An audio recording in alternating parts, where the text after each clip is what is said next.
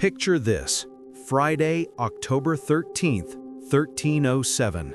Before dawn breaks across France, armed men knock on monastery doors from Paris to the remotest corners of the kingdom. By sunrise, nearly every Knight Templar in France is in chains. The charges? Heresy, devil worship, spitting on the cross. Within hours, the most powerful military order in Christendom is being dragged to dungeons. For nearly 2 centuries, the Knights Templar had been untouchable. They answered only to the Pope. They owned fortresses from Scotland to the Holy Land. They invented international banking. And then, in a single coordinated strike, they were gone. Destroyed not by Saracen armies, but by a French king who owed them too much money.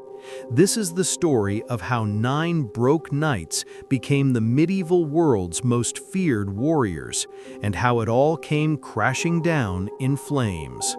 To understand the Templars, you need to understand just how dangerous the world was for Christians in the early 12th century. The First Crusade had succeeded beyond anyone's expectations. Jerusalem was back in Christian hands, and so pilgrims came, thousands of them, pouring down from Europe toward the Holy Land, desperate to walk where Christ walked. But medieval pilgrimage was basically a death sentence. These weren't trained soldiers, these were bakers and farmers, mothers and merchants, often elderly, always vulnerable. They traveled roads controlled by bandits who knew exactly how to find the richest targets.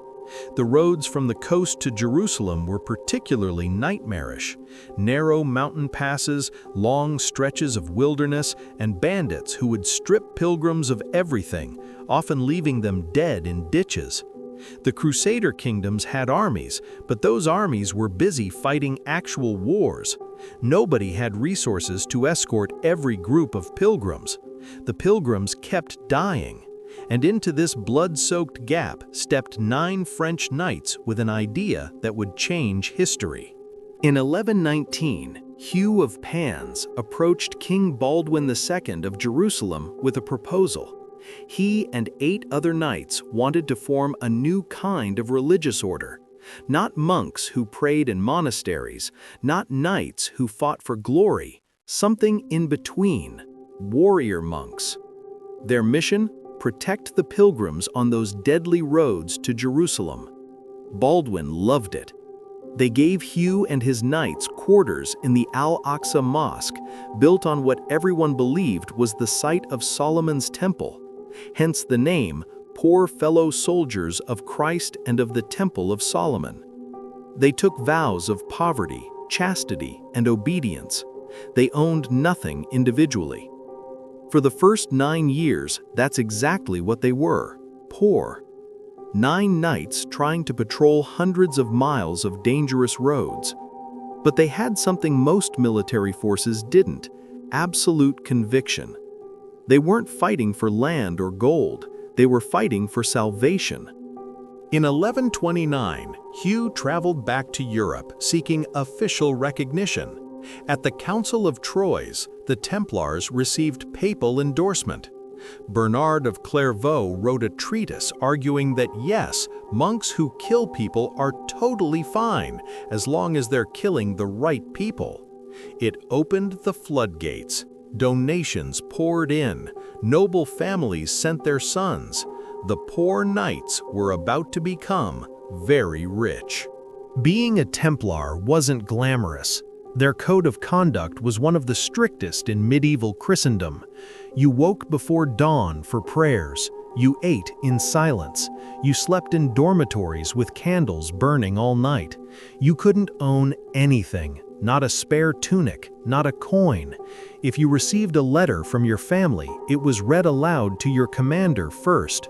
Privacy didn't exist. Your appearance was regulated down to the smallest detail.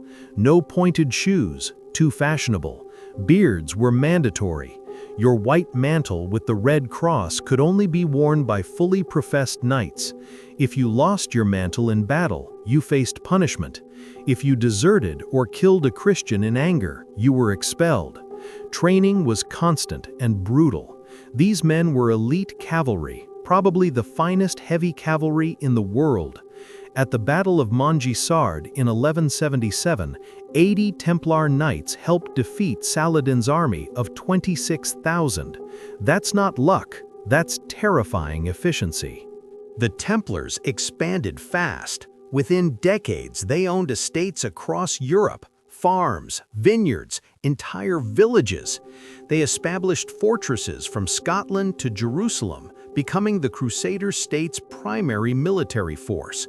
And then they accidentally invented international banking. Pilgrims traveling to the Holy Land couldn't safely carry gold for months, so the Templars created a system. Deposit your money in Paris, receive a coded letter, withdraw it in Jerusalem minus a small fee. The first letters of credit. This system expanded rapidly. Kings began using it. The Templars weren't just moving pilgrims' pocket change, they were moving the wealth of nations. They loaned money to monarchs. They managed royal treasuries. Philip II of France stored the crown jewels in the Templar treasury in Paris. They became the medieval equivalent of the International Monetary Fund. Their wealth became legendary. They answered only to the Pope, which meant kings couldn't touch them. They were exempt from taxes. They operated as a state within states. And with wealth and power came something inevitable: envy and fear.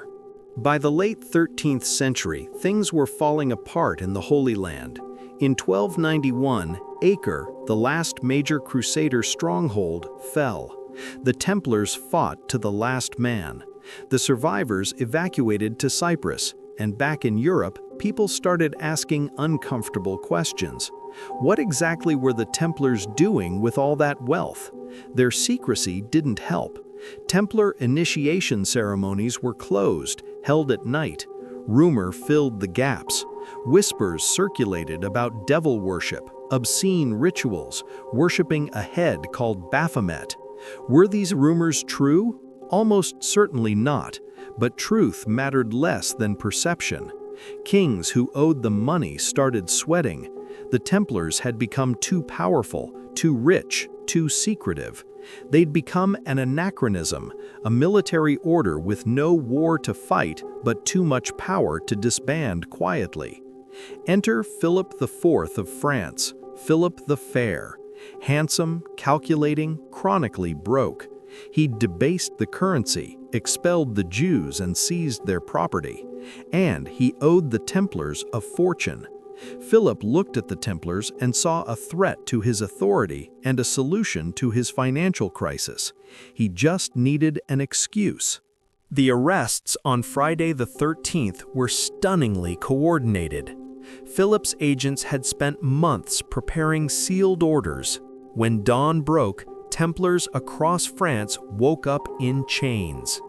The charges were spectacular: renouncing Christ, worshiping idols, obscene rituals, financial corruption. The Templars never saw it coming. Grand Master Jacques de Molay had recently served as pallbearer at a royal funeral alongside Philip himself. Days later, he was in a dungeon. The confessions came quickly. Under torture, and medieval torture was brutally creative, Templars confessed to everything. Of course they did. People being tortured will confess to anything to make it stop. De Molay himself confessed, then recanted, then confessed again. Pope Clement V found himself trapped. He wanted to investigate properly. Philip wanted them destroyed immediately. The king won. Clement dissolved the order in 1312, not because they were proven guilty, but because their reputation was too damaged to recover. It was politics dressed up as theology. On March 18, 1314, Jacques de Molay and Geoffroy de Charnay were brought to a scaffold in Paris. They were supposed to confess publicly before being imprisoned for life. Instead, de Molay recanted everything. He declared the order innocent, and called down God's judgment on those who destroyed the Templars. Philip's response was immediate. Both men were burned at the stake that evening. Legend says de Molay cursed Philip and Clement, summoning them to appear before God within a year. Clement died 1 month later. Philip died 7 months after that. Coincidence? Probably, but it made for one hell of a story. Across Europe, the fate of Templars varied wildly. In France, many were executed. In England and Iberia, they were absorbed into other orders. In Portugal, they simply renamed themselves and carried on. The Templar fleet vanished. 18 ships, loaded with treasure according to legend, sailed away and were never seen again. Philip destroyed the Templars to solve his financial problems and barely profited from it. Most Templar wealth was tied up in land, not liquid assets. The irony is beautiful. 700 years later, we're still obsessed with the Templars. They appear in movies, novels, video games, conspiracy theories. Some claim they found the Ark of the Covenant. Others insist they discovered ancient secrets.